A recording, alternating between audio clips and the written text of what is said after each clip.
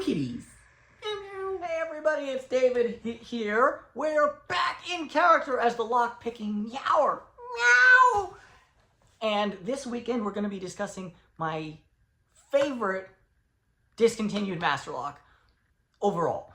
And it's another example of a competent and decent and recommendable Master Lock that, of course, Master Lock has discontinued because Master Lock wouldn't be Master Lock if they didn't get rid of all their good products and leave the bad.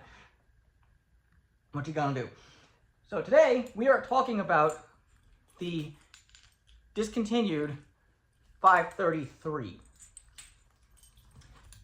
You lock pickers might know the 532, the 570, the 575, and the 576.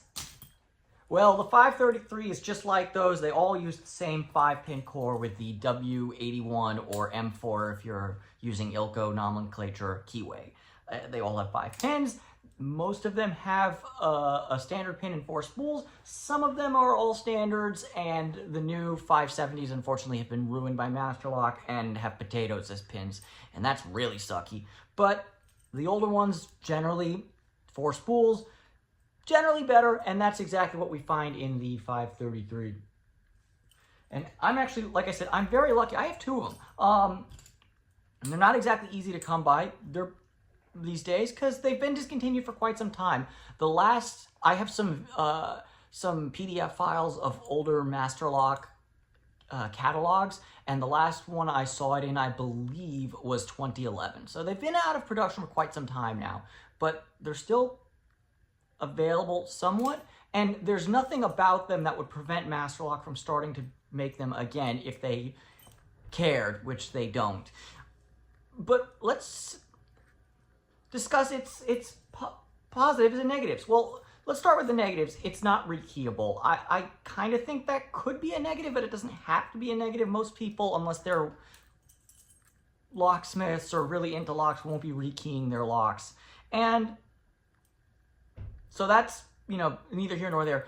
But it's got a nice solid steel body. It's probably about 44 millimeters to 50 millimeters in diameter. And as a matter of fact, yes, it's 44 millimeters. It's got a very high shackle guard to prevent against cutting. And for stuff like if you're in a gym club and you have a locker, this is exceptional. This is, for a low to medium security application, this is very good. It's built, it's got the high shackle guard to prevent against cutting and prying attacks. It's got a double ball bearing locking mechanism, which cannot be shimmed or wrapped. And overall, and this is just an aesthetic thing, I happen to think it looks very pretty.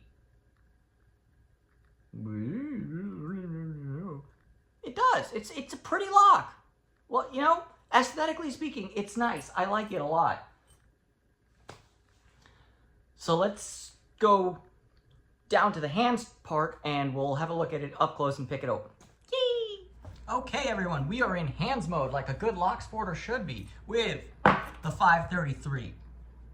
Now, there's another thing I'd like to point out, which is that in the older Master Lock catalogs, there was actually a third model of hardened steel non-rekeyable padlocks. In addition to the 532 and 533, there was also the standard 530, which was the width of the 533 minus the high shackle.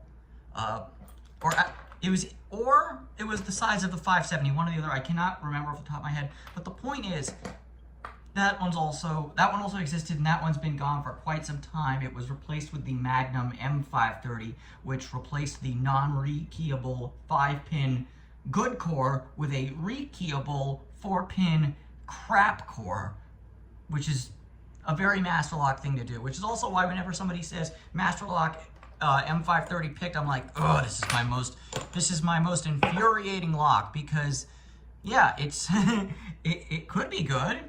It used to be good. All right, let's move these guys out of the way. So this is the 533. We're gonna go bottom of the keyway tension with a 40 thousandths adaptive turner. They are adaptive from the Reaper set and the CI Gentle Reach. This isn't a terribly difficult lock to pick, although I have to be honest, I am a terrible on-camera picker. And my left-handedness is also not great because camera angles. But we're in a full set now.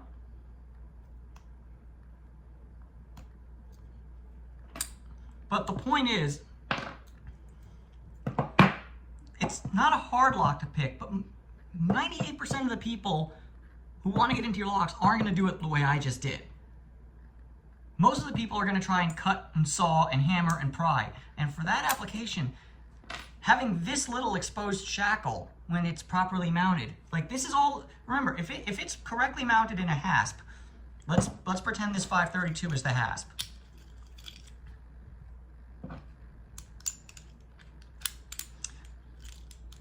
There's precious little space to get bolt cutters or an angle grinder in to cut your shackle to remove it. This is why I really like high shackle padlocks in general, but this is why I really like this and why it sucks that it's no longer available.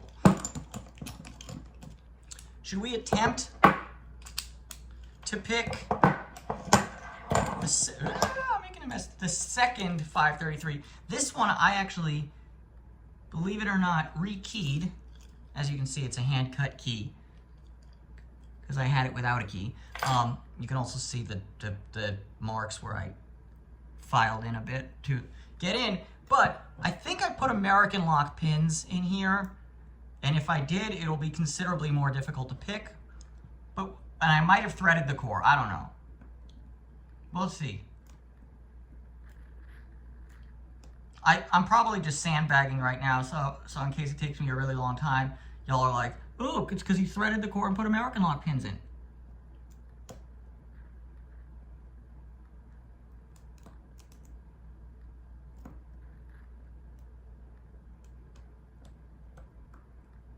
I'll say one thing, because I rekeyed it, it's no longer predictable. One thing about picking it I find advantageous, especially for like things like bridge raids and what have you.